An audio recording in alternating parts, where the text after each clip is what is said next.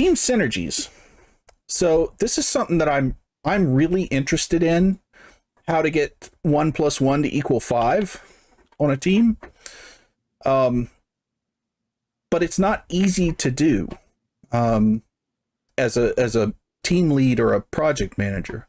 You really have to understand your people to figure out the best ways to get their synergies going.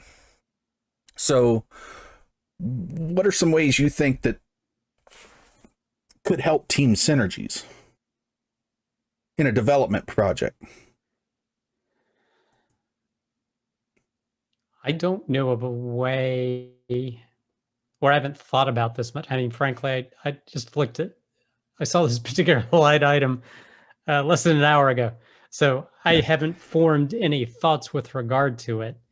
It seems difficult to achieve.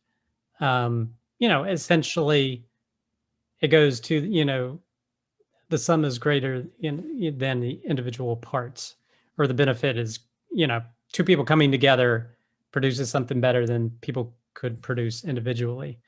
That's really hard to gauge because a lot of times there's costs with bringing two people together. Yep. So to have something that's actually even more of a benefit is a challenge. And I think,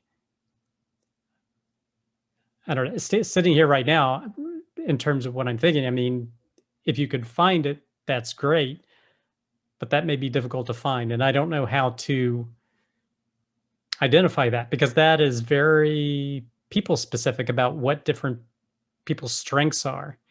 And to find something that, in the right combination, it makes things better. I can't think of anything off the top of my head. Yeah. So my experience with differing teams is that you're right. It's really hard to do to figure that out. Now, groups of people tend to figure out ways to work well together, right? Just individual people. But as a team leader, a project manager wanting to foster that, and this is, I know, fairly controversial because I've talked to people about it. One of the best things that I've found is pair programming. And the reason I say that is because in order to get people synergizing with each other, they need to expand their knowledge horizontally so that they can bounce ideas off of other specializations and understand faster what each other is talking about.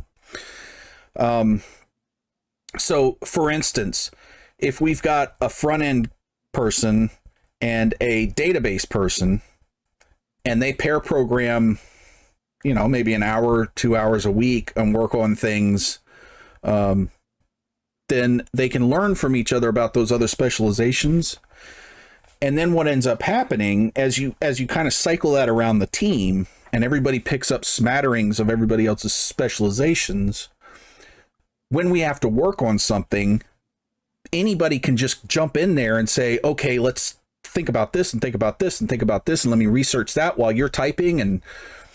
And it ends up, once you get that going, it's a huge benefit. And pair programming, I think, is hugely beneficial for a lot of reasons besides that. But that's a big thing in the personnel management, getting people to work together, getting people to understand each other better and communicate better with each other, understand how they talk. So I think, to me, pair programming is one of the best ways to engender synergies in a programming team. Yeah. Well, I mean, and I guess what I'm thinking is it's not always going to work. You're going to have a pair up where, it's not going to result in more than double the amount of work, or it's going to, sure. Yeah. Or it's not going to be as effective, or, for whatever reason. Right. And there are, so, but it's an opportunity to try and find those. Right. Find something that's. And I will put some caveats there. Not all the time is appropriate to pair program. There are some times where you need to put your head down and get the job done. You don't have time. You just need to lone wolf it, and that has a lot more to do with business issues, business pressures, market pressures, timing, things from your clients. That has more to do with outside forces than inside. So it's not always a good idea to program. Also, like you said, there are people who are just not going to be amenable to pair programming. They are very lone wolf programmers, and that's the only thing they want to do.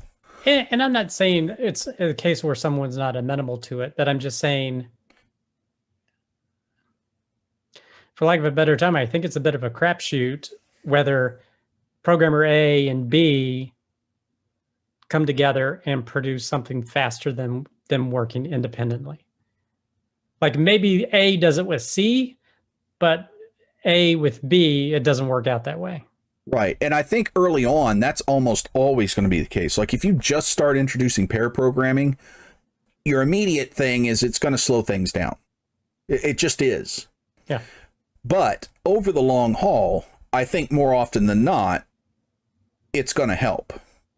Not only with the speed of development, but with the spread of knowledge and the issues, I'm the specialist on this. Oh my gosh, I've got pneumonia. I'm laid up in the hospital for 18 years or whatever, God, I hope not.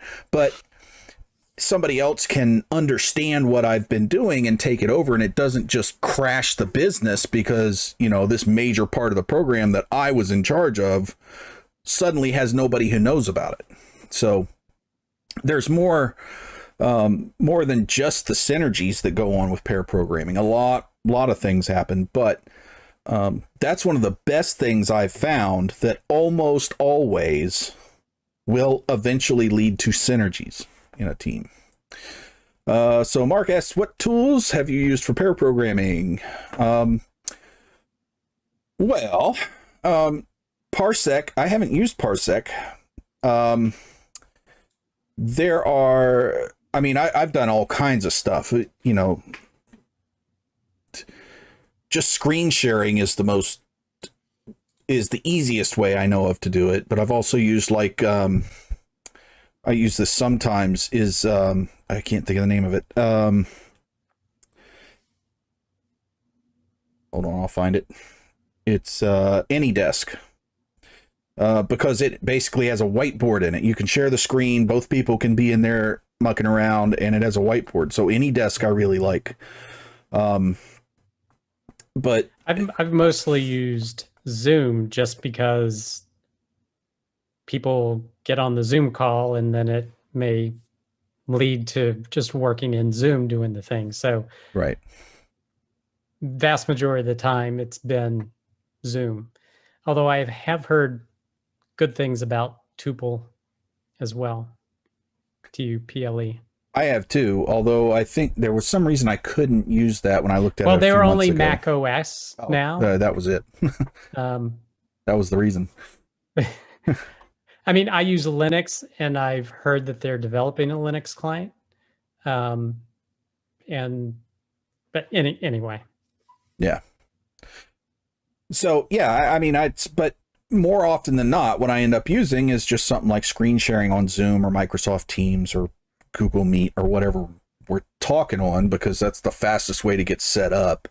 And normally when we're pair programming, it's one person's typing, the other one's researching and thinking ahead. So we don't really need to share the keyboard and stuff. We just need to be able to both see what the code is. But I do like having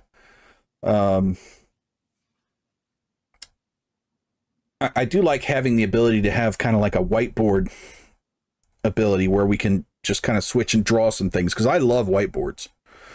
When I was in an office, I spent a lot of time at a whiteboard probably more time at a whiteboard than I did at a computer, honestly, because it's a fast way to sketch things out. I've tried GitDuck, and JetBrains has some plugins. Screen sharing is simplest, easiest for me. Yeah. I haven't used JetBrains in quite a while, but that's because I mostly do Rails development, and JetBrains isn't something I need for that in Linux. And GitDuck, I haven't messed with that. Haven't heard of that one. But things to check out. I love checking out new toys. For sure. If you like this clip and want to watch another one, you can click right here. Or if you want to watch the full video, you can click here.